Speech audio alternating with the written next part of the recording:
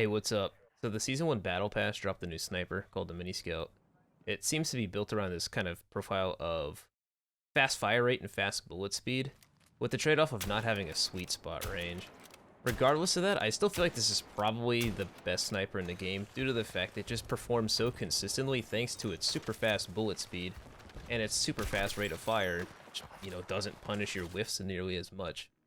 Continuing on, I do feel like I've used all the snipers a decent amount. Obviously, I use the PSR way more. I think I have it mastery almost 50. But going from the PSR to this guy was a little weird. I don't know how to explain it. I can't put the sniper rifles and like how they perform into like mathematics or words. But the only thing I could explain is the PSR I would prefer to be at further ranges, where this sniper I feel like I can actively take duels at like 20 meters and feel like I'm not throwing. I couldn't tell you why this is. I think it has a lot to do with the ability to just refire almost instantly if you whiff. Like if you make a miss, you can pop in and out of cover. This feels almost like a really slow, like a really slow DMR than a sniper. But I like how fast it is. I like how much base mobility and control it has. Like you zoom in really fast, you move really fast with it. I mean, for all intents and purposes, it feels like a fucking scout. So if you don't really know what that means, the scout is a sniper. It's kind of like a light sniper in Counter-Strike, and obviously the scout has made an appearance in various Battlefield games. But the scout in Counter-Strike is known for being this very agile, versatile, very fast fire rate sniper that only one hit to the head. Whereas the AWP or the AWP, if you're from the CIS region, would one hit to the body and could multi-hit, like multiple one hit to the head, like you hit someone to the head.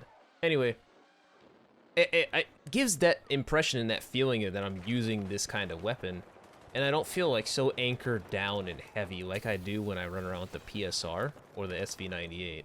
This lets me segue into my next point, and whenever I dive into this, I'm never beating the Recon main allegations, so I'm just gonna get it over with. I'm ripping this band-aid off right now, boys and girls. Alright, so when we think about the profile of Recon in Battlefield 6, we kind of think about, well, a lot of counter-sniping, right? Snipers are just so good in this game. And more importantly, relaying information to your team. Now, in my opinion, in the most objective, fair way possible, I think the best approach to playing Recon is, number one, your priority is going to be relaying information to your teammates, using the drone, using your little motion sensor, using your Pokeballs, the throwable motion sensors. And number two would obviously be to provide some form of long-range support if you have a sniper on and you're on the sniper training path. If you don't know what a training path is, that's the little perks on the right side of your screen. Yep, that's called training path. So I'm not going to get into the heuristical gameplay flow of using the drone to take your targets out. This is a video about a sniper. So I'm going to put you in a little bit of a scenario here, if I may. Let's say that you're using the Mini Scout. You're having a blast, you got your battle pass leveled, and the other guy you're shooting at has an SV98. The guy with the SV98 has missed you. You now have an opportunity to take a shot. This is what we would call a whiff punish, right? This is also a similar, concept in fighting games, a very large one in platform fighters. The benefit of the Mini Scout having such a ludicrous refire rate is you can go for multiple whiff punishes in the time that someone may, take another shot with their SV98. Again, like that's not feasibly like gonna happen. But what it does afford you is the luxury of being able to move around in between these shots way more dynamically, thanks to its rapid fire rate. So that might not make sense when I put it that way, but when you flip it around and say you have the Mini Scout and you've missed the first shot, and now you have another guy shooting at you with a sniper, well, I mean, that's the benefit of the Mini Scout, is it shoots so fast, its refire rate is so quick, it's such a rapid gun, that you're able to just kind of throw shots out there. I mean, I wouldn't suggest us spamming it, but I mean, for lack of better expression, that's what it is. It's a spammable sniper rifle. And that's not a critique, that's kind of, like, that's kind of cool, I guess, but like, kind of annoying, but kind of cool. And that's kind of where I get that analogy of comparing it to like a really slow firing DMR. Now, I make it sound like it's a bad sniper, I guess, when I say this, but I genuinely think this is probably the best sniper in the game on the premise that you are so loosely punished for your whiffs. This brings me to my next point, and that is when I break down my gameplay, or I review my footage, or I like critique my footage, or, you know, just try to get better. I do this to get better, to improve as a player, and to, you know, hold my skill accountable. When I break down, or even just kind of quickly, critically analyze how my sniper rifle kills come down, or like my sniper versus sniper gameplay, I can break down almost every single one of my kills to one of two situations.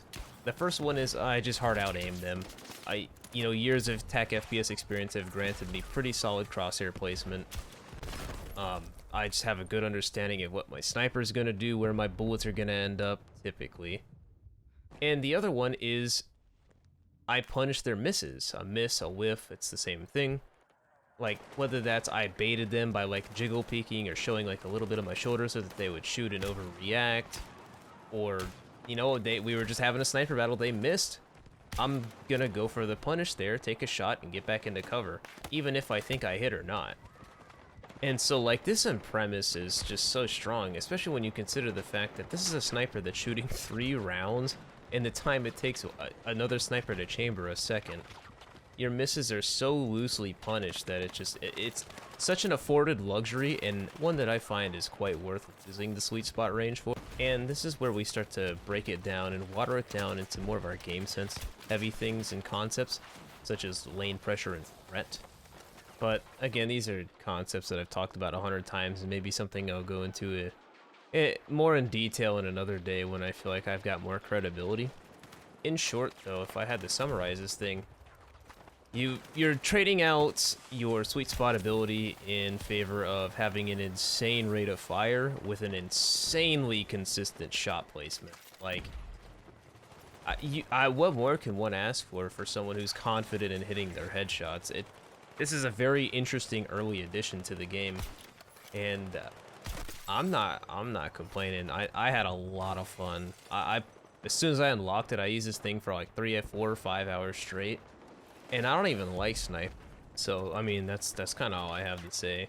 This video is not really meant to be some high-tech review, so if you just want to watch someone frag with it for a little bit and decide if you think it's worth buying the battle pass for this, or I don't know, focusing this on your battle pass over the carbine, or that's it.